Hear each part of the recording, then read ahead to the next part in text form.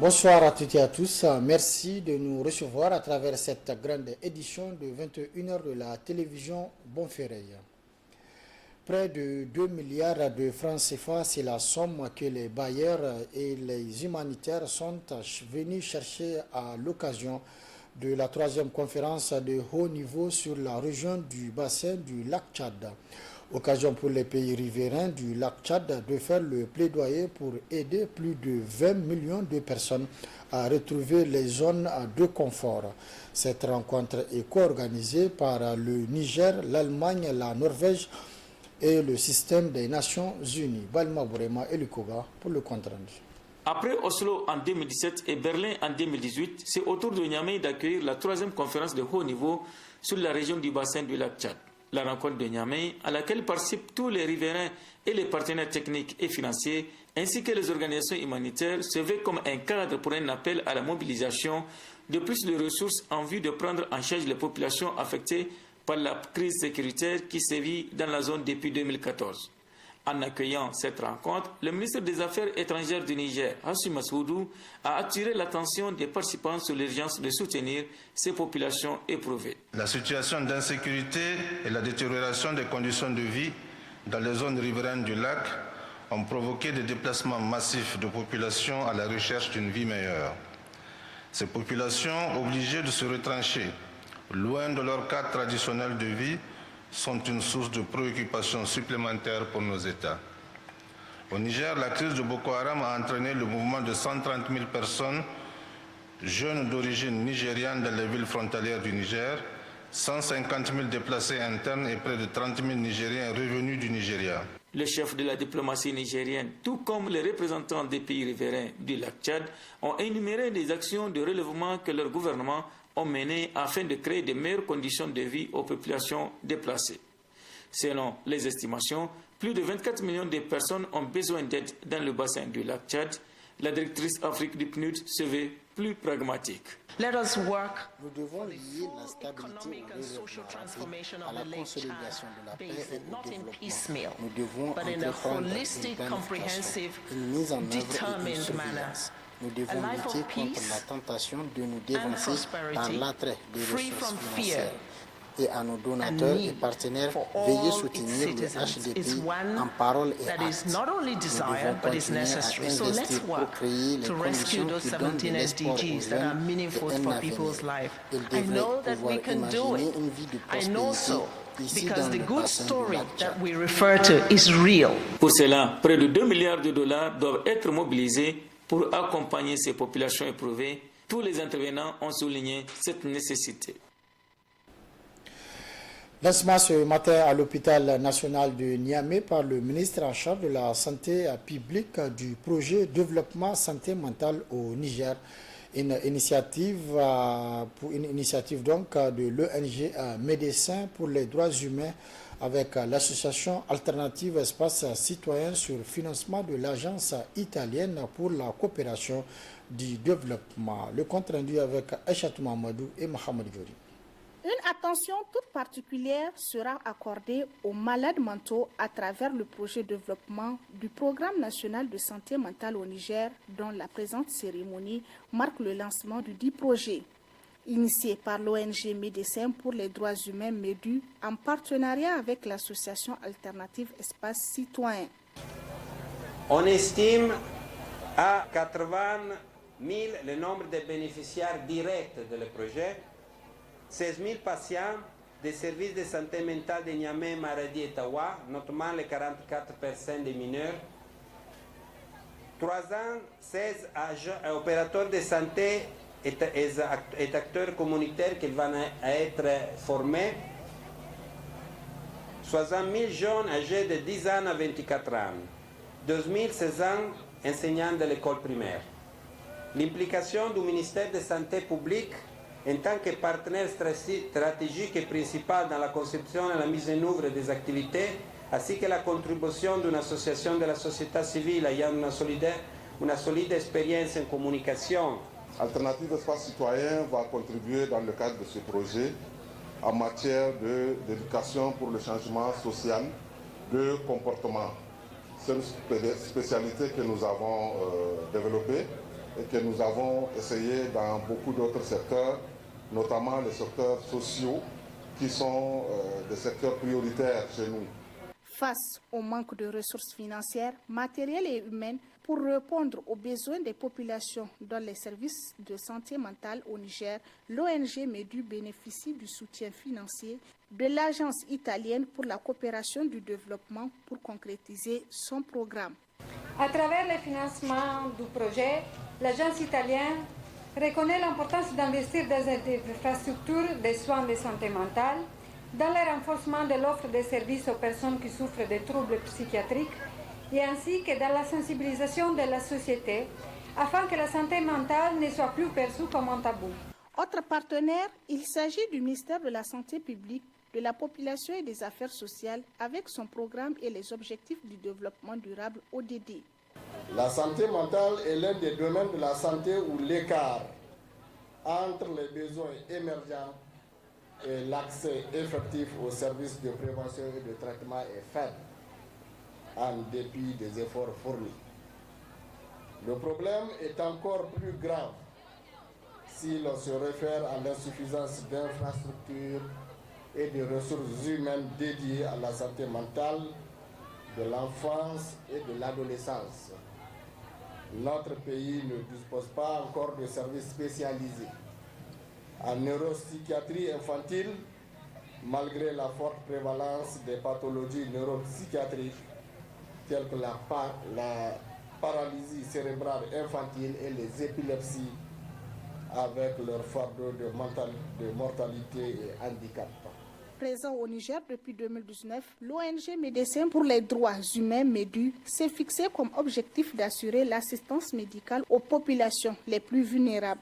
Pour la période 2022-2025, le projet est axé sur 3 angles et concernera 3 régions, dont Maradi, Tawa et Niamey. La France est-elle devenue une partenaire inefficace? Après le Mali, le Burkina Faso a officiellement demandé le départ de l'armée française à Ouagadougou, un désaveu qui n'est pas une surprise pour Dr Amadou Bounti Diallo, analyste politique et acteur de la société civile nigérienne. Reportage signé Sidou Karoun. La demande de retrait des troupes françaises basées à Kambouansé, au Burkina Faso, est sur toutes les lèvres depuis un moment, relayée aussi bien par les médias français que les médias burkinabés. Après avoir été accusée à tort ou à raison de parrainer le terrorisme au Sahel, la France est de plus en plus persona non grata dans cet espace géographique. Après le Mali, c'est donc son voisin le Burkina Faso qui acte le départ du contingent français sabre de son territoire. Pour Amadou Bounti Diallo, cela n'est guère surprenant au regard des tensions diplomatiques de ces derniers jours entre les deux pays. On devrait s'y attendre. Quand vous prenez la manière dont depuis quelques semaines là, le Burkina est en train de se démarquer par rapport aux positions habituelles prises par ce pays, donc moi je me dis qu'en tout cas il fallait s'y attendre. Et installé au Burkina Faso depuis 12 ans, mais il n'y a pas de résultat probant. La preuve, c'est que pendant que ces forces-là sont censées aider le Burkina Faso a perdu 40% de son territoire au profit donc des terroristes. Je me dis que tous ces facteurs-là ont dû contribuer, en tout cas, à la prise de décision, sans compter le fait que le vendredi passé, il y a eu une manifestation monstre au niveau de Ouagadougou, où les populations demandent le départ de l'ambassadeur et des forces spéciales françaises installées à Kambouansé. Si la connivence avec le terrorisme n'est pas clairement établie, l'efficacité de la France dans la lutte contre ces fléaux est cependant fortement remise en cause. Pour le sociopolitologue, le Burkina Faso a fait le choix de la raison en s'éloignant d'un partenaire encombrant pour se rapprocher de la Russie. Le problème avec les Français, c'est que depuis 12 ans, ils se sont montrés inefficaces à lutter contre le terrorisme et ils ne veulent pas aussi que les pays africains aillent vers d'autres partenaires. C'est quasiment impossible. Regardez au Mali, en 2 ans, les Maliens ont acquis 35 aéronefs, ce qui permet aujourd'hui à l'armée malienne de monter en puissance. Donc, les gens se disent que est-ce que cette coopération est efficace? Comment des gens qui sont censés venir vous aider dans le cadre de la défense de votre territoire, pendant qu'ils sont là depuis 12 ans, vous perdez 40% de votre territoire et ils ne veulent pas que vous changiez ou encore que vous multipliez les partenariats. Moi, je pense que c'est cette hypocrisie de la France là qui fait que les gens de plus en plus la décrient et veulent changer en tout cas de partenariat. Amadou Bounti Diallo espère que le Niger va lui aussi s'engager dans cette voie de diversification des partenaires dans cette lutte contre l'hydre terroriste, même s'il veut conserver ses liens avec l'ancienne puissance titulaire. Le Niger lui-même va finir par comprendre que la présence française ne nous met pas à l'abri, en tout cas, du terrorisme. Elle ne nous permet même pas de lutter efficacement contre le terrorisme. Pour le moment, il y a une sorte d'accalmie, mais il ne faut pas se bercer d'illusions. Au vu des effectifs de l'État islamique, là, moi, je me dis qu'il faut s'attendre à des attaques tôt ou tard. Donc, il faut qu'on se prépare. Et donc, le Niger doit, entre guillemets, ouvrir ses yeux pour constater, en tout cas, que la présence française n'est pas totalement efficace. Elle n'est pas d'ailleurs efficace. La preuve, il a fallu qu'on chasse les Français du Mali et du Burkina Faso. Vous voyez que hier, plus des milliers de volontaires pour la défense de la patrie au Burkina Faso ont défilé sur des motos pour montrer qu'ils sont en fin de formation. Donc je pense que ces gens-là, eux aussi, vont s'aimer dans le pays et ils vont se battre sûrement contre le terrorisme avec beaucoup plus d'efficacité. La demande de retrait des troupes françaises du Burkina Faso est un véritable camouflet pour Paris, qui se démène depuis un moment pour réorganiser sa stratégie pour continuer à conserver son influence en Afrique en général et au Sahel en particulier. Le coordinateur du mouvement M62, Abdoulaye Seydou, est placé sous mandat de dépôt à la prison civile de Kolo. La décision est tombée cet après-midi après que le matin, l'État du Niger a abandonné la poursuite contre le M62. Précision avec Youssouf Haïdara et Rabilou. Abdoulaye Seydou, coordinateur du mouvement M62, est placé sous mandat de dépôt à la prison civile de Kolo.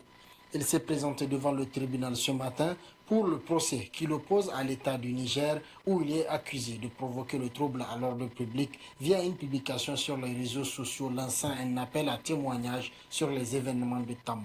À l'ouverture de l'audience, la partie de l'État du Niger abandonne la poursuite. En fait, le procès qui oppose le M62 et l'État du Niger, depuis un certain temps sur l'affaire de Tamou, ils nous ont tiraillés, renvoyés, etc.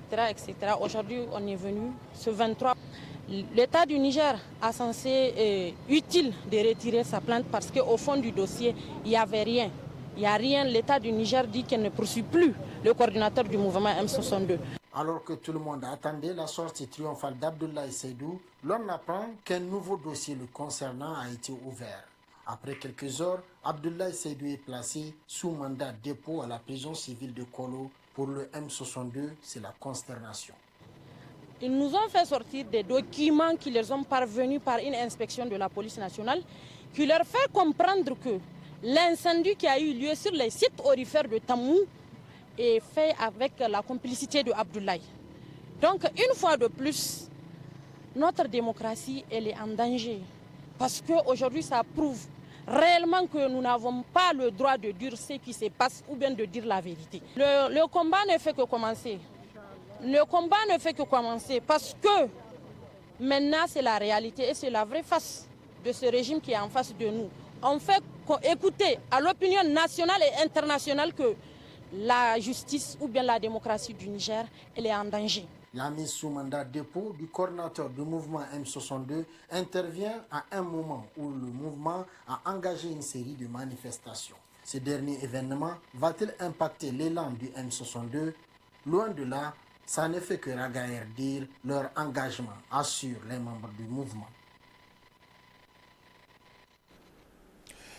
Et puis au même moment, les Nigériens ont été invités ce matin par le comité exécutif du mouvement M62 à observer ce lundi une journée ville morte pour dire non à la cherté de la vie. Une initiative du mouvement M62 qui n'a pas été donc suivie faute de communication, a souligné un vendeur de semences, constat signé avec Mohamed Elfa et Lukoga. La journée ville morte de ce lundi 23 janvier 2023 du comité exécutif du mouvement M62 n'a pas été observée dans la ville de Niamey et pour cause, selon certains commerçants, l'information n'a pas fait écho et le message n'a pas été véhiculé à temps. Observer la journée ville morte permet de tracer des pistes de solutions aux inquiétudes des Nigériens, à en croire Ibrahim Garba, vendeur de semences au petit marché de Niamey. Les réseaux sociaux sont là. Ils sont là, moi je suis toujours connecté. Mais malheureusement, je vous assure, je n'ai pas appris ça. Ce n'est que la veille que j'ai appris ça. La veille de la ville morte, continue d'observer une ville morte, c'est pas du tout facile. C'est pas facile. La ville morte, c'est une très bonne chose.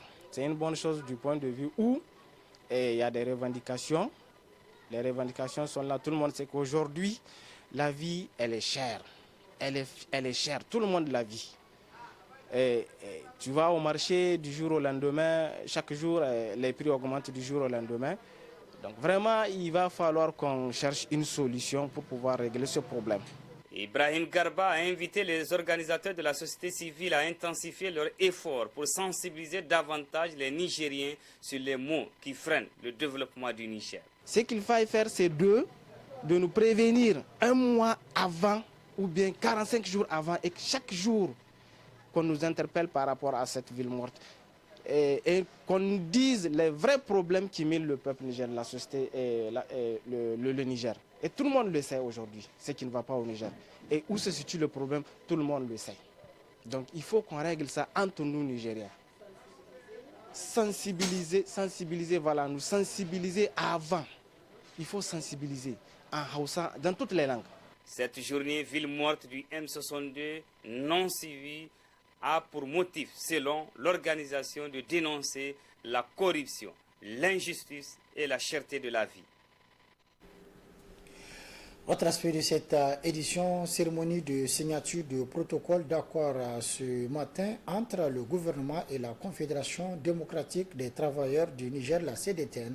Ce protocole concerne les 6 doléances urgentes identifiées dans les cahiers de doléances transmis au gouvernement en mai 2022. Cette cérémonie s'est déroulée en présence des ministères concernés. D'autres détails avec Boubacar Amadou. Ce protocole d'accord entre le gouvernement et la Confédération démocratique des travailleurs du Niger, CDTN, concerne les 6 doléances urgentes identifiées dans le cahier de doléances générales des travailleurs transmis au gouvernement en mai 2021. Il s'agit du parachèvement du processus d'élaboration du régime indemnitaire des agents de l'État, l'évaluation des stocks et du paiement des incidences financières liées aux avancements et reclassements, l'octroi de l'indemnité spéciale de départ à la retraite, la mensualisation des pensions, des allocations et des prestations familiales à tous les niveaux, la suppression de la contractualisation dans les secteurs de l'enseignement et de la santé, la valorisation du point indiciaire et du SMIC et le rehaussement de l'âge de départ à la retraite. Ce protocole, selon les parties, est l'aboutissement des négociations ouvertes le 12 janvier 2022. Le ministère de l'Emploi, du Travail et de la Protection sociale, président du comité interministériel des négociations avec les partenaires sociaux, s'est réjoui du climat qui a prévalu tout au long du processus et des résultats issus des échanges entre les deux parties. Du jour comme de nuit, les gens se sont mobilisés comme un seul homme pour parvenir à cet accord qui est profitable à l'ensemble des Nigériens. Parce que le Niger a besoin d'un climat de sérénité et vous le savez très bien, nous ne cesserons jamais de le dire. C'est un des credos de son Excellence, Monsieur le Président de la République, qui fait du dialogue social son cheval de bataille. Et c'est dans cette logique que nous sommes réunis ici. Donc il y a lieu de remercier l'ensemble, disais-je, des femmes et des hommes qui se sont investis corps et âme pour nous permettre d'aboutir à cet accord. Un comité de suivi de l'application du présent protocole d'accord sera mis en place. Fin hier après-midi à Niamey, les assises du premier congrès constitutif du syndicat national des professionnels de la couture au Niger. Au terme donc des assises, un nouveau bureau a été élu pour un mandat de 4 ans. Des résolutions et recommandations ont été également formulées par les participants. D'autres précisions dans ce compte rendu. Le secteur des métiers de la couture se réorganise de plus en plus au Niger avec la création de nouveaux syndicats dans le secteur. Ainsi, le syndicat national des professionnels de la couture, c'est le nom du tout nouveau syndicat du secteur de la couture qui vient de voir le jour avec son premier congrès constitutif qui a consacré à la mise en place des nouveaux bureaux. Réaffirmer l'affiliation du syndicat national des professionnels de la couture du Niger, SNPCN. L'implication pleine et entière du SNPCN dans les ateliers, les séminaires, formations et les collectes organisés par la Fédération nationale des artisans du Niger. Le premier responsable de ce syndicat se réjouit de la confiance placée en lui et s'engage à relever les défis. Tout en formulant le vœu que le mandat que vous venez de nous confier se fasse dans le calme, la quiétude sociale, la sérénité, la confiance mutuelle et la transparence totale. Le Bureau exécutif national entrant de SNPCN a besoin de soutien de toutes ses militantes et tous ses militants à travers votre présence massive aux assemblées générales et aux réunions extraordinaires et à tout moment en cas de besoin. L'UDTN centrale d'affiliation a pour sa part prodigué des sages conseils au nouveau bureau tout en réaffirmant l'accompagnement de sa centrale syndicale aux côtés de ce syndicat. Je prends le ferme engagement devant vous, à mon nom et au nom de l'ensemble des membres du bureau exécutif national de l'Union démocratique des travailleurs du Niger, à nous battre inlassablement afin d'accomplir honorablement avec vous les cahiers de charges qui vous a été confiés. Mais la première action que nous allons mener ensemble avant la fin de l'année 2023, c'est d'organiser la première édition des salons de couture avant la fin de décembre 2023. Le nouveau bureau ainsi installé pour un mandat de 4 ans aura donc la lourde tâche à accomplir sa mission. Sport football dans ce journal, le Ménachan jouera demain mardi, Inch'Allah, à partir de 20h, son deuxième match contre le Cameroun. Les Nigériens doivent donc multiplier les efforts pour soutenir le Ménachan et obtenir la qualification pour le second tour, n'est-ce pas, Mohamed Alpha? Après son match nul et vierge frustrant face au Congo-Brazzaville, le MENA Chan croisera le fer avec le Cameroun ce mardi 24 janvier 2023 afin d'obtenir sa qualification pour le second tour. Les poulains de Haruna Abdullah doivent impérativement s'imposer devant les Camerounais qui ont 3 points. Uniquement, on doit aller dans un sens de concevoir pour gagner. On sait que cette équipe n'est pas conçue pour gagner. Pour moi, il y a une grande inquiétude. Cette équipe qui ne marque pas, comment aller dans une compétition si on n'arrive pas à marquer? Or, dans une compétition, ce qu'on veut, se marquer, être intrinsèquement lié devant le but. Quand on a les occasions, on les réalise. Il y a des équipes qui n'ont même pas une occasion, mais elles concrétisent. Le problème du Niger, on ne marque pas. Et quand on ne marque pas, c'est bien normal qu'on n'aura pas ces espoirs-là pour aller, même si quelque part on a ce grain d'être nigérien, mais on peut aller au-delà. Selon Abba Gana Mohamed Bachir, le staff technique et les joueurs sont invités à redoubler d'efforts pour créer la sensation et arracher la victoire au grand bonheur du peuple nigérien. Quel qu'en soit ce qu'on va dire, les gens vont dire que c'est parce que nous ne sommes pas dans la marmite qui se prépare, ou bien les gens vont dire que c'est parce que nous ne sommes pas mis à un tel, ou bien nous ne sommes pas... Bon. Mais le pays, il faut avoir ce sens patriotique.